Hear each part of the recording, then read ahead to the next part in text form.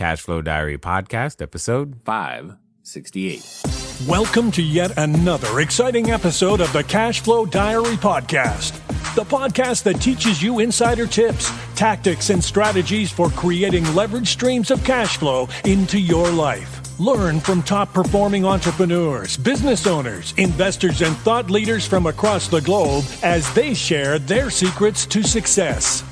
Like what you learn on this and other Cashflow Diary podcast episodes? Go to learninvestingnow.com and sign up to receive powerful tips and information that will help you succeed as an entrepreneur and investor. Now, here's your host, investor, entrepreneur, business owner, educator, speaker, author, and master facilitator of Robert Kiyosaki's cash flow game, Jay Massey. All right, ladies and gentlemen, welcome to another episode of the Cashflow Diary Podcast. I'm your host, Jay Massey, and I'm glad that you are here today because we are going to talk about something that I consider to be foundational, to be important, and I've often found that sometimes what you don't know can, has, and always will hurt you. Here's what I mean. There are many things that we've all been told that we just either assume them to be true. Maybe we don't know how to research if they're true. But sometimes when we find out this little nugget, it sets us on a completely different path, creates opportunity that we had never considered. And we wonder, why aren't more people shouting this from the rooftops? At this point, you're probably wondering, well, Jay, what are we talking about? Well, we're going to be talking about today the entire topic of self-directed accounts, like literally using a retirement plan to be able to choose, have more choice of what it is that you want to invest in. And I know many of you may be thinking, well, don't I have that already? Odds are probably not. And today's guest is definitely going to help us all get on the same page, because it's what we don't know that is actually holding you back. I have with me today none other than Dan Kryzanowski, and he is out there with Rocket Dollar. And what's exciting about these guys is what they're doing is that they're helping the real estate community leverage their retirement plan in all kinds of alternative assets, even self-storage, and who knows? We're going to ask some questions to find out what some of the craziest things that people have chosen to do with their funds are. And I think we're all going to learn a lot. So here's what we're going to do. We're going to get ready to listen. We're going to get ready to learn and love Dan Kryzanowski. Dan, how are you doing? Wonderful, Jay. Thank you so much for the kind intro. And I'm sharing love and hugs out to everybody. And I do feel, it's a wonderful, warm embrace that we'll have collectively after our discussion today. So now, this being the first time that you're here, I have to ask you the same question I tend to ask everybody else the first time that they're here. So you ready? Let's do it. All right. I tend to look at today's entrepreneurs a lot like yesterday's superheroes. So, Batman, Robin, Incredible Hulk, etc. You get the idea, because I think entrepreneurs and superheroes have a ton of things in common. For example, as an entrepreneur, I can envision myself flying around town, using our products and services, and saving our customers. That's what it can feel like. Also, though, like a superhero, an entrepreneur has a beginning too. So there's one by the name of Spider-Man, where he starts out as just a kid going to school, doing his thing, taking some photos, and then one day gets bit by a spider, discovers he's got a superhuman ability, and now he has to choose whether to use it for good or for evil. So my question to you is as follows. Before Rocket Dollar, before self-directed retirement plans, before even your time with GE Capital, etc., before all of the things that people know you for today, what we want to know is, who is Dan Kryzanowski? Yeah, my superhero, I would call it my magic afro I had growing up in Scranton, PA. Did you say magic afro? When I was in my magic afro when I was in 8th grade. So awesome. Let me step back, and I'll preface to say my sister got the looks, the beauty, and brains. So two guys are not talking with her. My dad joked she would be like Gronkowski if she was a boy. But, for me, that said, though, I did have the benefit of touching 5'11" when I was about 13 years old. And I decided not to cut my hair for a year, which made it grow a little bit higher. And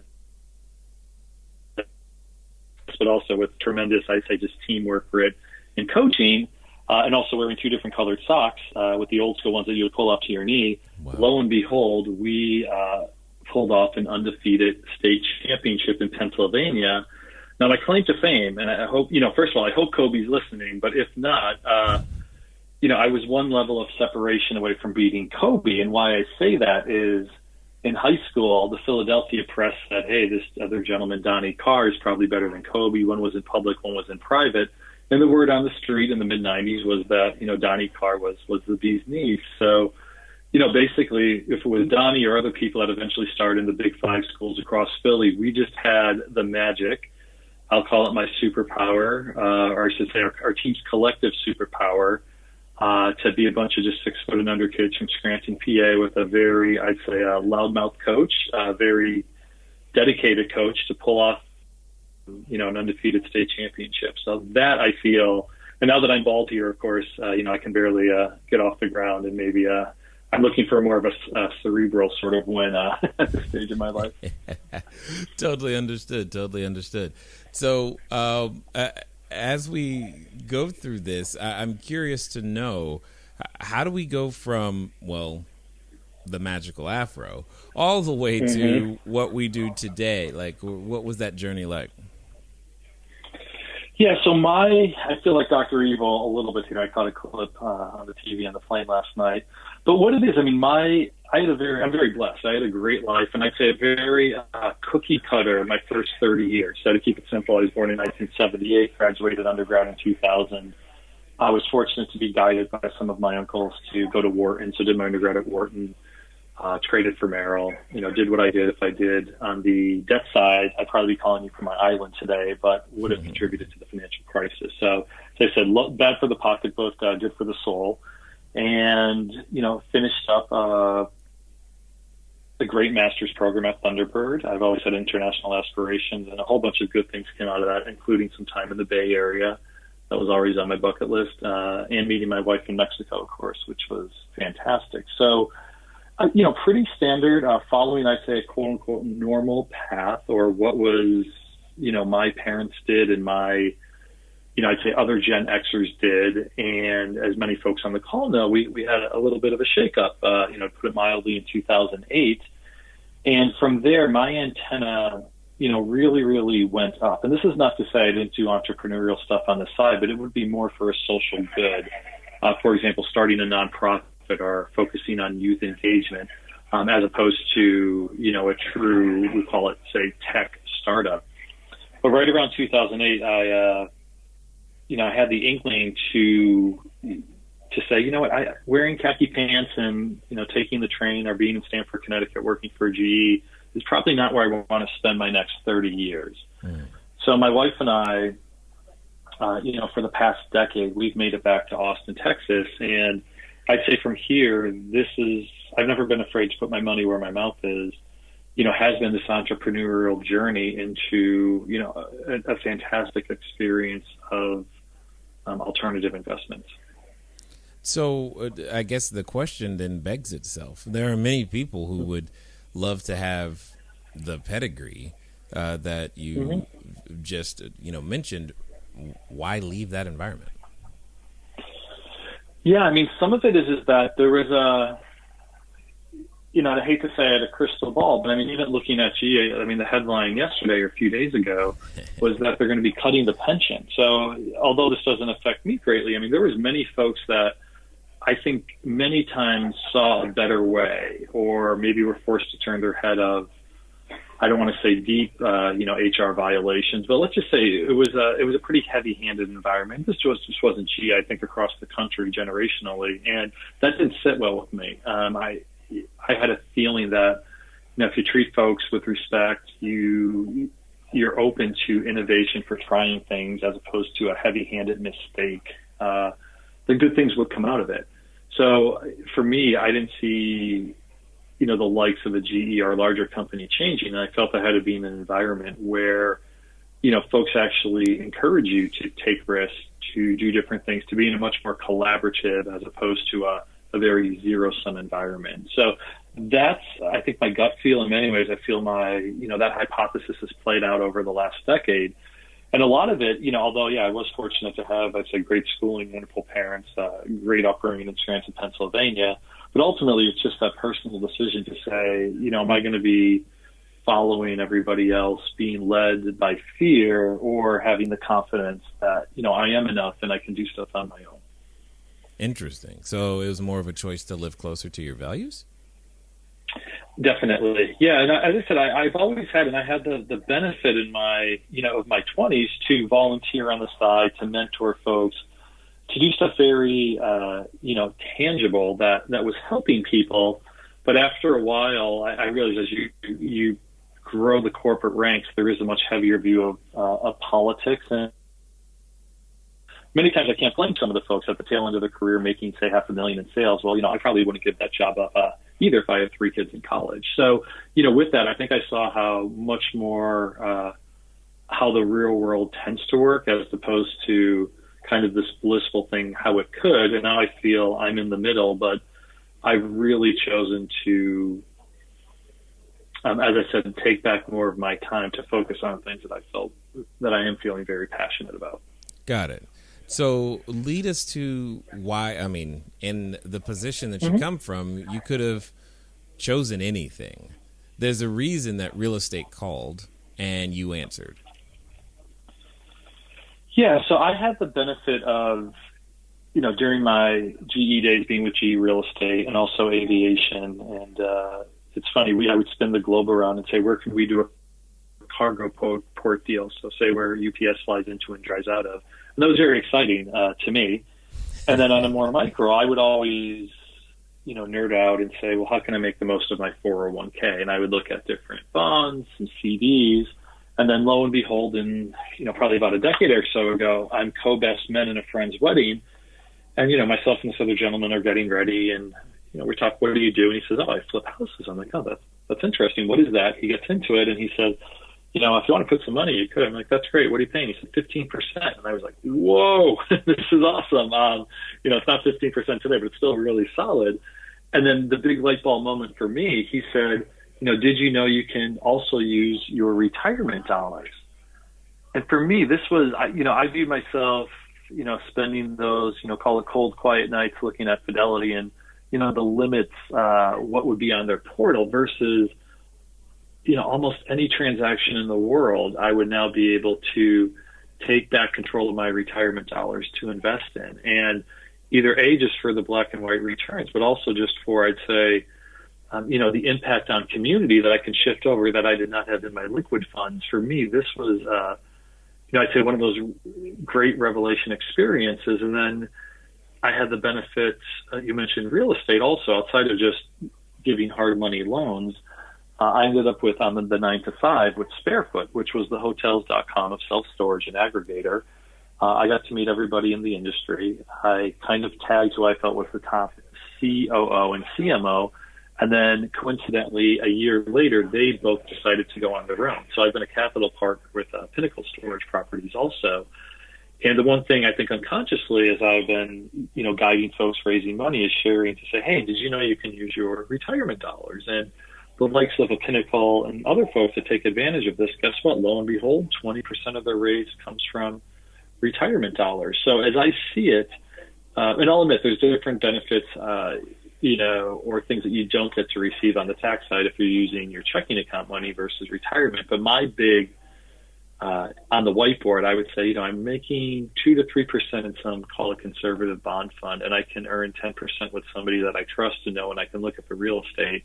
This makes perfect sense for me on the retirement side. So that's where I think my interest has continued from single family, multifamily storage, and other niche sort of sectors in real estate.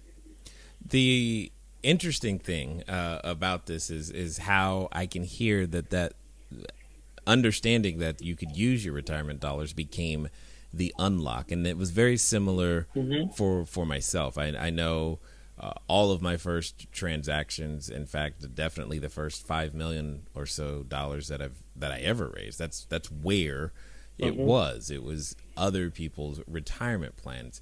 I'm curious to hear what that transformational process was like for you, because like many people, we often hear how the money that's in a 401k or a Roth or what have you, that's for later. But you're saying it's for now, and there's probably people listening who are like, "What do you mean, Dan?" Yeah, so I mean, first and foremost, I'll try to joke a little bit here, but to say it's a lot like me. I mean, it's you probably haven't heard of it. It's been around since the 70s. It's legal, but once you get through the quirkiness, you're really, really going to want to, engage. And I think we see that here. So self-directed accounts, and this is capital S, capital D, not meaning that you trade some mutual funds on your platform. This is where you take full control of your retirement dollars, tax-free, meaning there's no additional taxes, penalty-free, meaning it's not an early withdrawal, and you're going from a handful of investments to, infinite number of investments that you can do with your retirement dollars. And then an added bonus for, I'd say, maybe even up to the 90% plus of folks on this call today that are not yet familiar, get used to checkbook control. So historically, it's been an old stodgy process where you might need a scanner, a fax machine, you name it, high fees, and God forbid you make a good investment, they would charge a higher asset under management. So, with that, I like to say for the last 50 years, it's been a necessary evil for folks made aware, but it hasn't been country club cool, to talk about, or something in the entrepreneurial scene. Because it's one thing to say, hey, I made this great investment, but someone says, how'd you do it? It's like, well, I was on the phone for 3 hours, had to fill this out, and this is the third time I give my best friend $50 for a hard money loan, and he ruined his weekend with his children because he had to worry about, taking a call with a random third-party customer service person. We at Rocket Dollar have completely eliminated all that friction, because what we want is for the 99% of, I'd even say, Americans making six figures, this is going to be your first touch point with self-directed accounts. And we've made it where we're leading with education, a world-class knowledge base that HubSpot promotes as one of the top in the world, a boatload every day almost, or other day we post new content or webinars from an educational standpoint to our blog.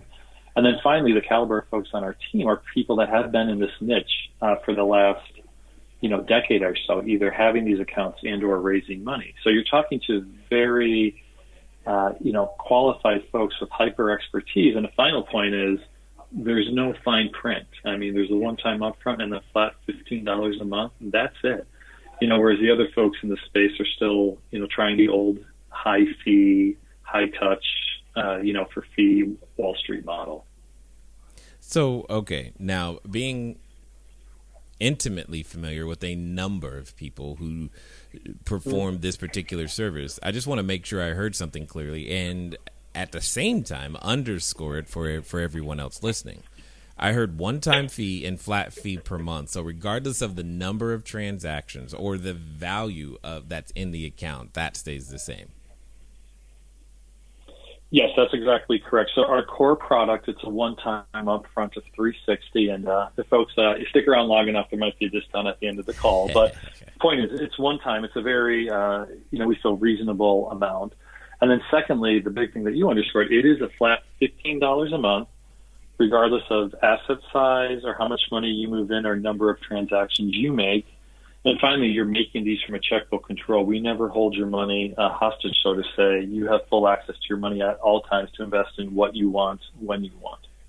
Yeah, I noticed that I saw that. I was like, are they, because again, checkbook control is what we tend to, it's what I would want. And yet it seems as though that's almost the place you actually are preferring people to be, which I find also interesting as well. Yeah, I mean, so as I said, for most folks, somewhat familiar with this space, a lot of the other players offer the self-directed IRA. Why do they do that? It takes a little more work, and there's potentially more touch points with the old model, which they in turn have higher fees. We pulled back the curtain from the Wizard of Oz. The way that we arrange this for checkbook control is that you will have full access to your money at all times.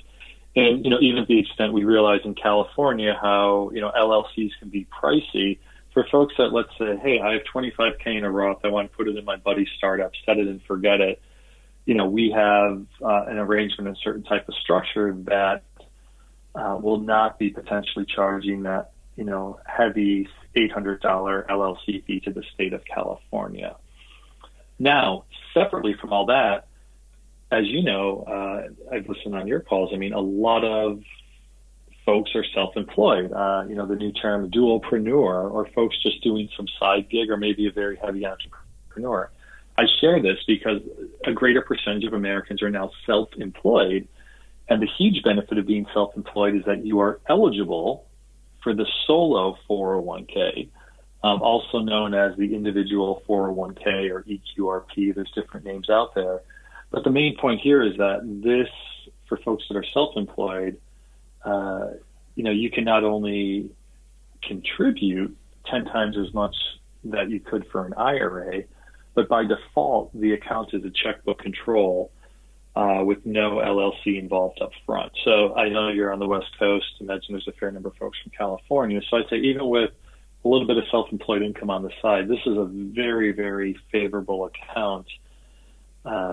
And a final point, not to go too much in the weeds here, but in layperson's terms, you can have a pre-tax checking account and a post-tax Roth checking account under your umbrella of the solo 401k, under our one-time pricing of $15 a month, that you can, invest in quarterly if you want it to still be pre-tax, and then, you pay your tax in 60s or 70s, or, we call it the Facebook dream, that you pay, let's just say, on your $10,000 in taxes today in this Roth converted account. And then when it turns to $1 million, you don't pay taxes on the way out. So all of above is how we differed for the consumer experience, just in the structure of the product. And this doesn't even talk on our, I'd say, 99% customer satisfaction, our 5 minutes to sign up, or the other side of the coin is how we help people raising money. Got it.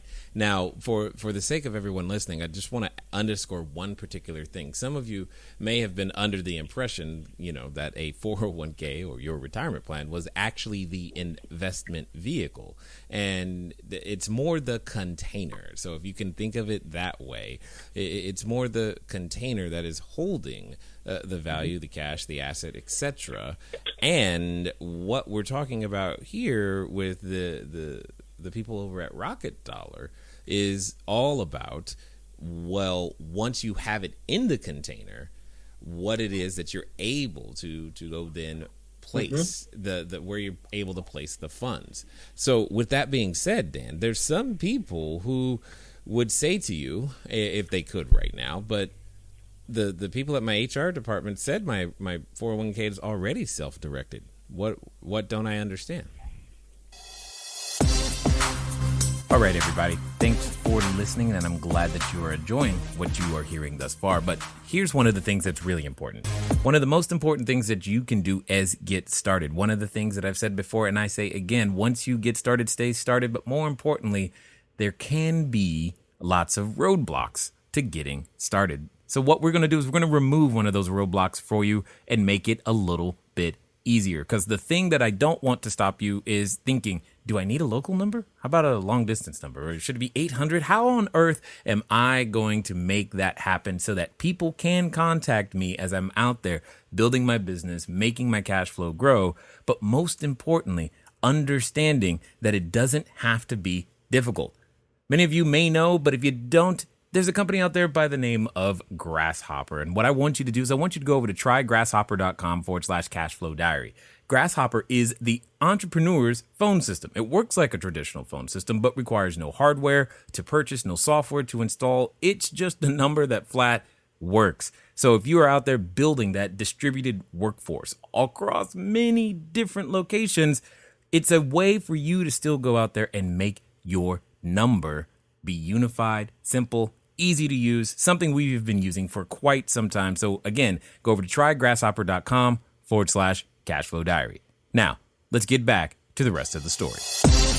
Sure. So your HR folks are right. With that, your 401k at your current company, and yes, if I looked at Webster's dictionary with a lowercase s, lowercase d, the fact that you have 10 choices, you are, grammatically speaking, self-directing, and they're correct. Now, that said, what you cannot do is something as simple as, hey, my friend's starting a company. They asked if I could do a small loan. You can't do that. I want to maybe get into a little crypto or Bitcoin. Probably not. I want to invest in my buddy that's just doing a duplex down the street. He's asking for shares of 25, 50K. You cannot do that. So the HR folks are not a knock on them, but this is just not available, and they're probably also not made aware because at the moment the large providers, generically speaking, the Fidelities of the world, it doesn't behoove them to have this, I think, offering. I just think things are too good, and they're just having too much money coming in a very easy way for them to consider offering what I call self-directed accounts, and then B, moving the education downstream to the likes of an HR manager. So, over time, I do feel there's going to be, just like anything, from call it sexual harassment in the workplace down, we are seeing this trend where, people want to, at the very least, be on equal footing from an education standpoint, or knowing what the rules are, knowing what the opportunities are. So, our hypothesis, swag, is that, self-directed accounts and hopefully Rocket Dollar, be known as the Charles Schwab of the 21st century, even within a decade or shorter. And I do see it as a possibility, as folks just want to, as I said, pull down all these curtains from the Wizards of Oz out there and at least have the awareness and education be out there, and then let people choose to do what they'd like. Now, from the employer standpoint, one of the things that I have been personally cognizant of is the employers typically, if they're offering such a benefit like a 401k, retirement plan, etc., that they have a fiduciary responsibility, commitment, if you will, to make sure that the plan that they are offering includes all options or available. I've wondered this. I don't know. Is there any sort of additional liability from the employer's side? Because a lot of the traditional plans that are not self-directed, as you say, capital S, capital D, because they're not offering the opportunity to put funds in the duplex, because you can't invest in a startup or any sort of digital assets. Does that put them at some sort of a risk?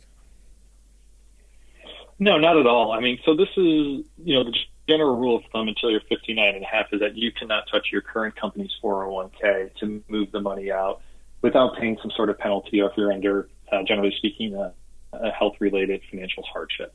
That said, most folks, I would imagine, on this call are on their second, third plus employer and probably have 2, 3 or more, we'll call it quote-unquote old 401ks or IRAs, sitting on the side. We half joke to, in the aggregate, this number is $10 trillion. So, for my friends from Philadelphia, this is the Rocky Balboa number, that actually goes up in the ring against our national debt.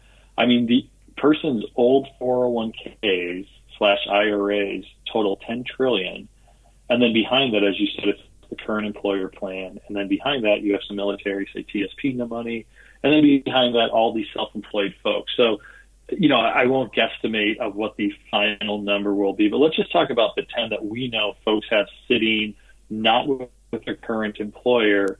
So to your initial question, the employers out there are in HR, there's no liability at all. I mean, this is just, as most folks, there's probably an opportunity to roll money in that I would strongly not suggest under any circumstance to your current employer's plan. And they don't push that heavy also. I think it's just something that is out there. But ultimately what we've seen, I'd say for a lot of, say, middle-age six-figure, even low six-figure earners out there, is that they have 2 or 3 of these quote-unquote old 401k IRAs.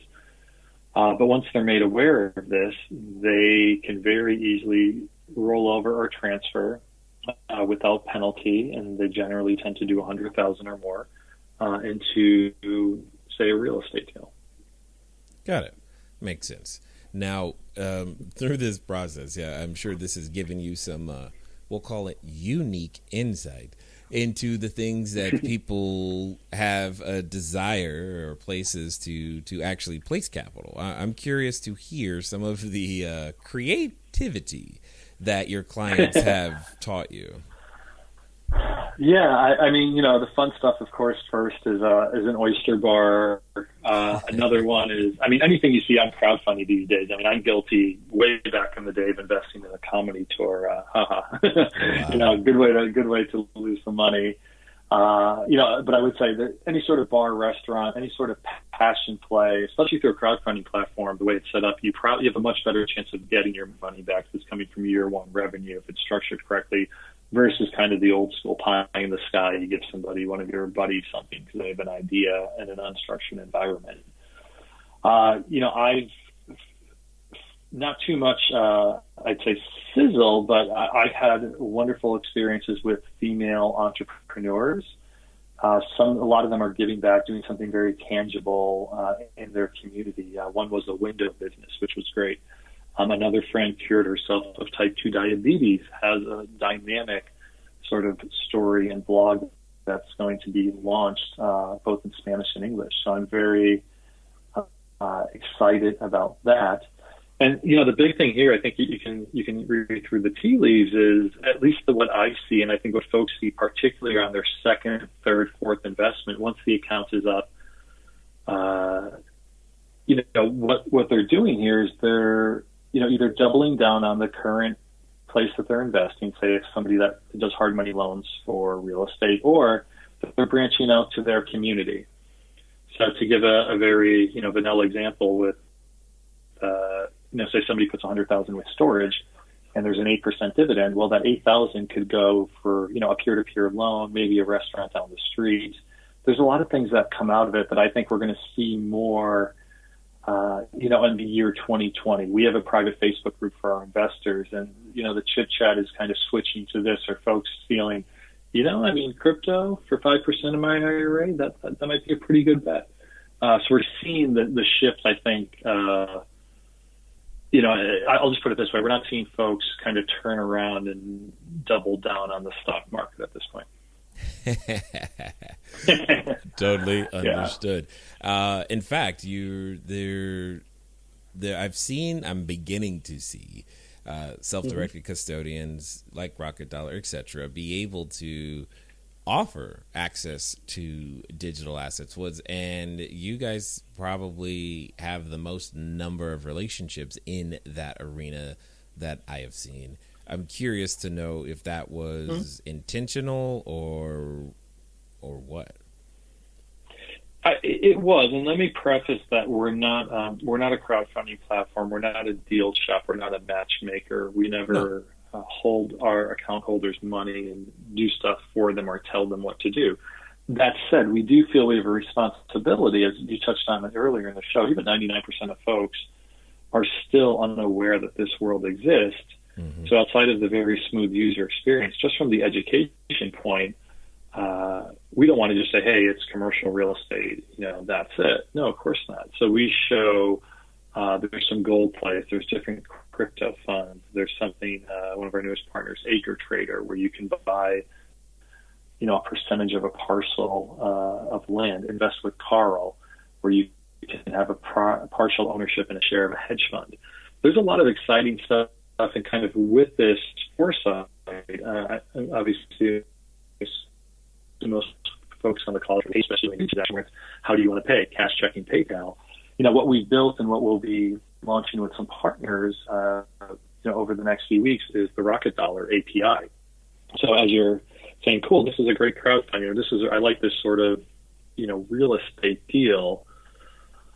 And okay, great. How do you want to fund?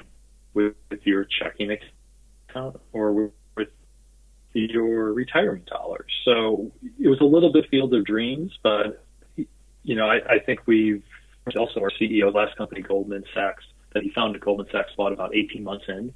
So in terms of building a foundation, we did a lot of these things in the first 18 months that, of course, it makes us very attractive for any other platform or, frankly, anybody that's raising money out there. Yeah, you're speaking my language, because one of the challenge always has been the actual execution of the transaction, simplifying that process, reducing the confusion for all of the parties involved, has always been something that's, needed. And yet, and here you are doing exactly that. So that's beyond and exactly what the marketplace needs. Curious, though, when it comes down to not only the execution, there's something that you've mentioned a lot in terms of raising capital or helping people raise capital. Is there a specific focus at Rocket Dollar to help those of us who might be syndicators, et cetera, make that happen? There is. So and I said the benefit myself and a lot of, especially the founders, we've raised X millions before by just simply informing folks, our audience, that, hey, did you know you can also use your retirement dollars? So, we're here in Austin, Texas. We call it the Texas two-step. Whatever you do as a deal sponsor syndicate on an ongoing basis, you're going to continue to do. So let's say you have a blog or a webinar, we can serve as a guest. Maybe you come on Rocket Your Dollar, our blog. So ultimately, to sum up, it's whatever you do on an ongoing basis. We're just another tool in your tool belt that's going to provide, I'd say, deeper engagement with your audience. And, ultimately, as we call it, 6 figures in 6 minutes.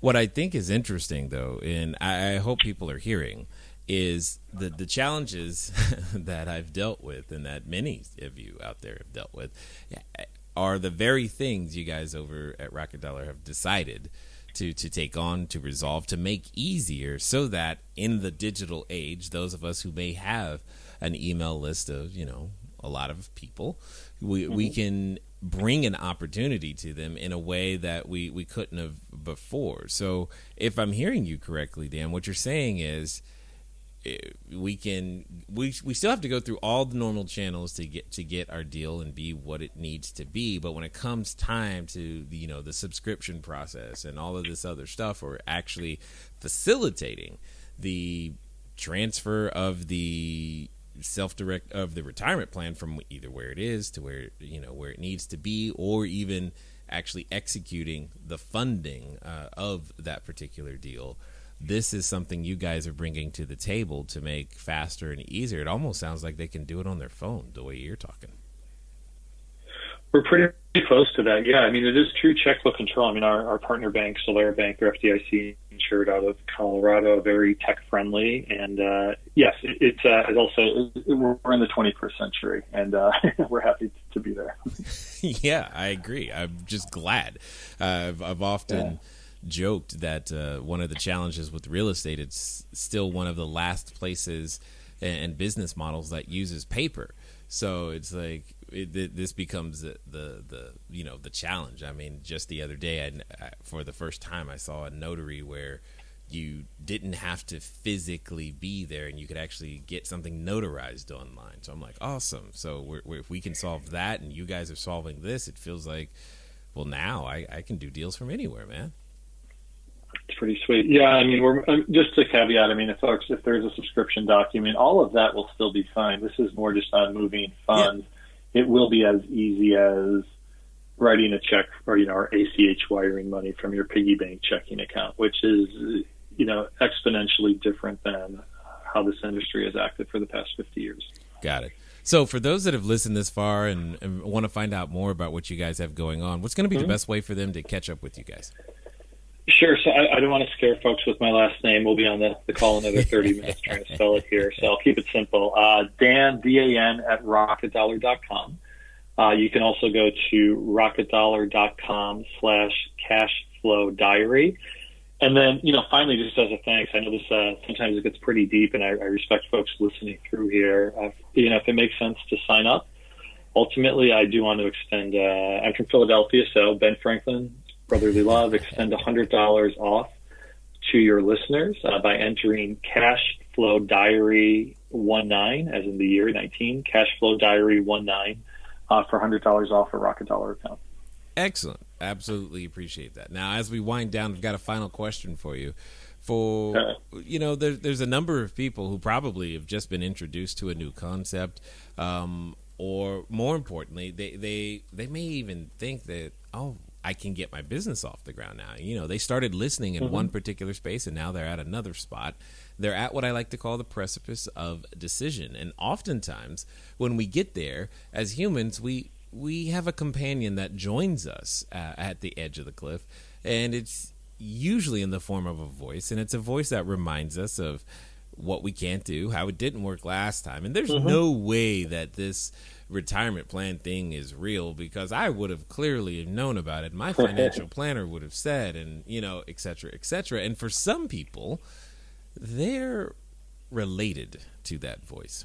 So my question to you is as follows. Let's pretend that this time it's going to be different. This time they're going to follow through, and they're going to do so in the next 24 to 48 hours. What would you suggest that they do? Yeah, I would suggest